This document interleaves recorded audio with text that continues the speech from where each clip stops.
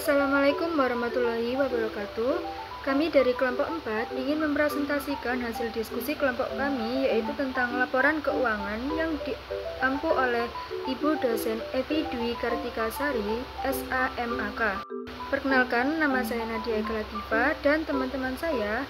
Perkenalkan, nama saya Safitri. Perkenalkan, saya Eka Fauzia. Perkenalkan, nama saya Laila Tulbadria. Perkenalkan, nama saya Maudia Stormi. Perkenalkan, nama saya Afia Puspitangbiru. Perkenalkan, nama saya Muhammad Raffi Maulana. Identitas perusahaan. Perusahaan PT Bumi Teknokultura Unggul Tbk yang berdiri pada tanggal 6 Juli 2001 terletak di Jalan Raya Otonom Pasar Kemis, Cikupa, Tangerang. Susunan pengurusan perusahaan. Pertama, Dewan Komisaris. Komisaris utama yaitu Anes Patricia Sutarto. Yang kedua yaitu Sebastianus Teguh Sanjaya. Yang kedua direksi. Direksi utama yaitu Dendi Cahyadi. Yang kedua Wilson.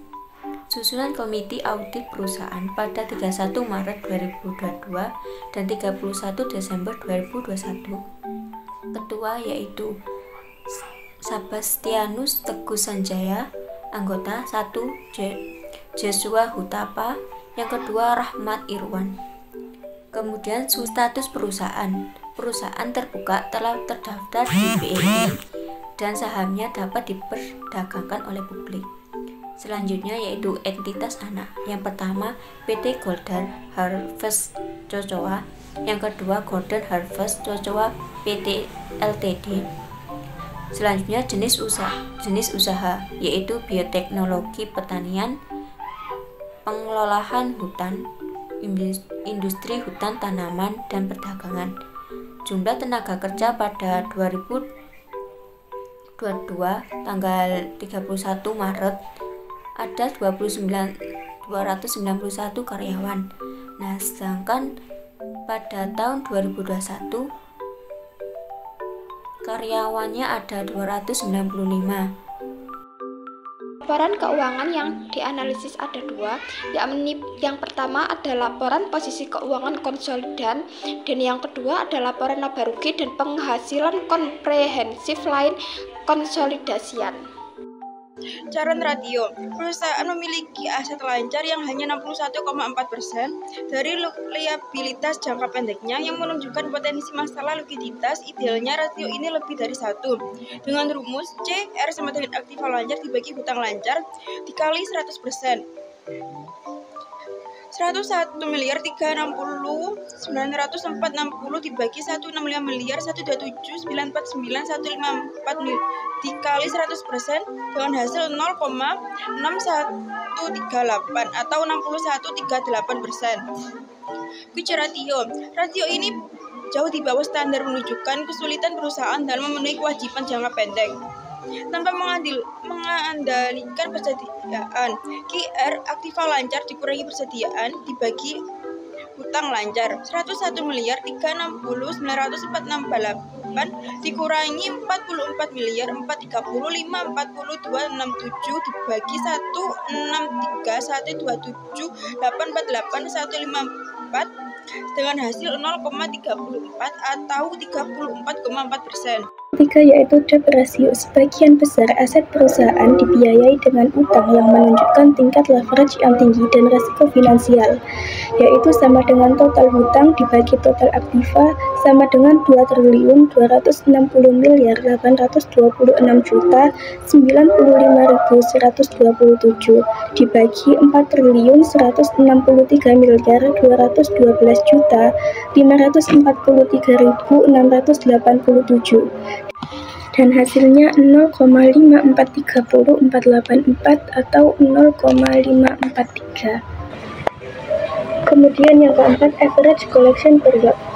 yaitu waktu yang lama untuk menagih piutang yang bisa menunjukkan masalah manajemen piutang dan dapat mempengaruhi likuiditas, yaitu sama dengan piutang kali jumlah hari dalam perusahaan dibagi penjualan kredit sama dengan 26.499.067.838 dikali 365 dibagi 47.022.682 sama dengan 9.472.159.760.870 dibagi 47.022.682 sama dengan 205,790533 atau 206 hari. 5 yaitu total aset turnover sama dengan 0,0113. Perusahaan tidak efisien menghasilkan pendapatan dari aset yang dimiliki menunjukkan perlu evaluasi strategi operasional,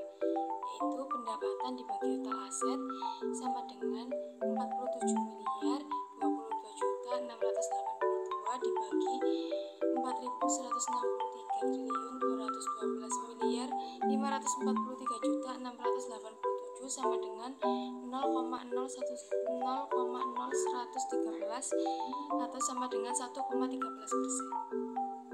Yang keenam yaitu total debt to equity ratio, yaitu sama dengan 174,51%. Perusahaan memiliki utang hampir 2 kali lipat ekuitas yang mengindikasikan ketergantungan tinggi pada pembiayaan utang dan risiko keuangan yang besar, yaitu sama dengan total liabilitas dibagi total ekuitas kali 100% sama dengan 2.646.635.707.927 dibagi 151.753.683.578 kali 100% sama dengan 174,45%. Selanjutnya yang ketujuh ada net profit margin.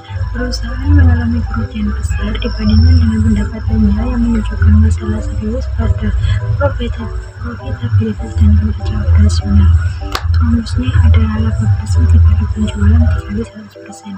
46.113.517.895 rupiah dibagi 47.022.682 rupiah dikali 100 hasilnya 98,13%. Selanjutnya yaitu pembahasan analisis rasio. Yang pertama, current ratio. Perusahaan hanya 0,61 kali, artinya perusahaan memiliki kemampuan yang rendah dalam memenuhi liabilitas jangka pendeknya dengan aset lancarnya. Hal ini menunjukkan likuiditas perusahaan yang kurang baik. Yang kedua yaitu quick ratio. Quick ratio perusahaan hanya 0,34 kali, yang berarti perusahaan memiliki kemampuan yang rendah dalam memenuhi liabilitas jangka pendeknya dengan aset lancar yang lebih liquid atau tanpa persediaan. Ini juga menunjukkan likuiditas perusahaan yang kurang baik.